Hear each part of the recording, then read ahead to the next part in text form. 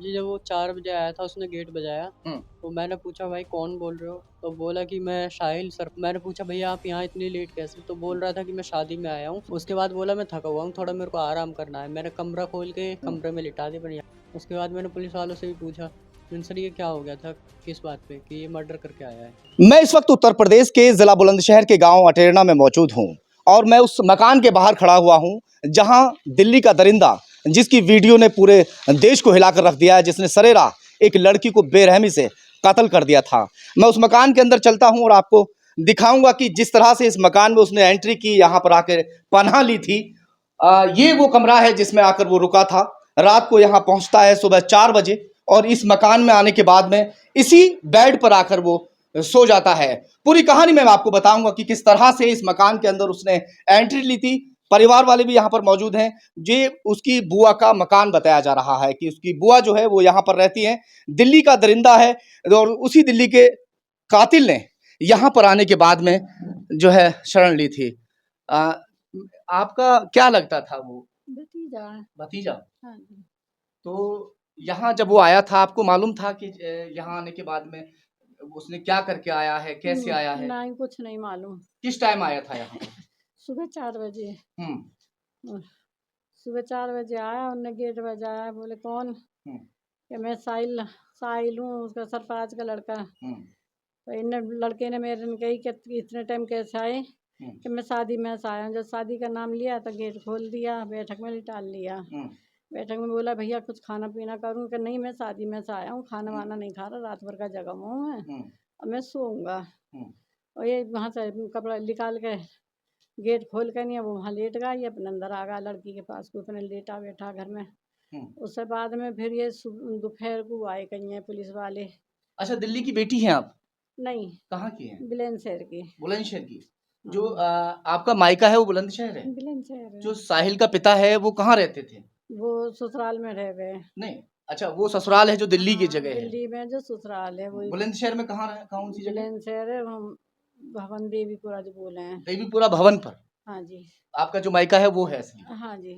यानी बुलंदशहर का रहने वाला है, सिटी का जो मैन है, जो रहाइश है वो दिल्ली में जाके रहने लगे थे। दिल्ली में रहने लगे मेरे बच्चों के। कितने समय पहले चले गए दिल्ली? इस समय की तो मैं कह नहीं सकती, मतलब शादी करके 1 आध साल ही रहा होगा। उसके बाद में दिल्ली रहे हैं साहिल के पिता जो है शादी के बाद चले गए थे। हाँ, वहीं रहे, वहीं बच्चे पैदा हुए। क्या काम करते हैं वहाँ पर? शटरों का काम करता कहिए जी। Shutter shutter shutter? हाँ, ये शटर जो चढ़ा हमें दुकानों पे, हम अच्छा। वेल्डिंग सी कर रहे हैं। कौन साहिल करता है या? नहीं, मेरा भाई भाई सरफराज। आपके। और साहिल क्या करता है? साहिल करता है, उसके फ्रिज व्रिज जो बना करे हैं सही, फ्रीजर ऐसी इनका काम करता कहिए। रविवार की शाम को साहिल घात लगाकर बैठा हुआ था। साक्षी का इंतजार कर रहा था कि जैसे ही साक्षी आएगी मैं उसको मौत के घाट उतार दूंगा। सीसीटीवी फुटेज भी सामने आ चुका है। एक दोस्त से वो बात कर रहा था, इंतजार कर रहा था कि साक्षी किस रास्ते से आने वाली है। 2 रास्ते थे वहां पर और जैसे ही साक्षी वहां पहुंचती है उस पर ताबड़तोड़ चाकुओं से वार करने शुरू कर देता है। लगभग 16 वार उस पर करता है। साक्षी की पोस्टमार्टम रिपोर्ट भी आ चुकी है और पोस्टमार्टम रिपोर्ट के मुताबिक लगभग 16 वार चाकुओं से उस पर किए गए थे। पेट पर 10 वार किए गए और गर्दन पर तकरीबन 6 वार किए गए। सर की हड्डी भी टूटी हुई आई है। साक्षी दिल्ली के जेजे कॉलोनी में रहती है और वहीं पड़ोस में साहिल भी रहता है। साहिल और साक्षी की मुलाकात 2021 में होती है और मुलाकात धीरे धीरे प्यार में तब्दील हो जाती है।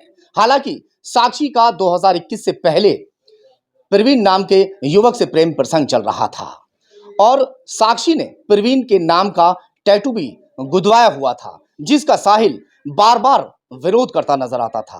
बार बार विरोध कर रहा था कि टैटू को तुम हटवा दो, मगर साक्षी उससे बेइंतहा कभी प्यार करती थी। हालांकि साक्षी ये मना करती थी कि मेरी प्रवीण से अब कोई बातचीत नहीं होती, जबकि साक्षी की उससे बातचीत होती थी, जिसको लेकर साक्षी और साहिल के बीच में अक्सर झगड़ा रहा करता था। अब जब वो इस बात को लेकर नहीं मान रही थी, बातचीत लगातार कर रही थी, साहिल ने ठान लिया था कि अगर मेरी ना हो सकी तो मैं इसको किसी और की भी होने नहीं दूंगा। अब ये इसको मारने के लिए फिराक में लग जाता है। शनिवार को भी इन दोनों में आपस में झगड़ा होता है। वो उसको बार बार मना करता है कि साक्षी तुम प्रवीण से अब बात मत किया करो वरना इसका अंजाम बहुत बुरा होगा। और आखिर होता भी वही है। रविवार की शाम को वो घात लगाकर पहले से बैठा हुआ था।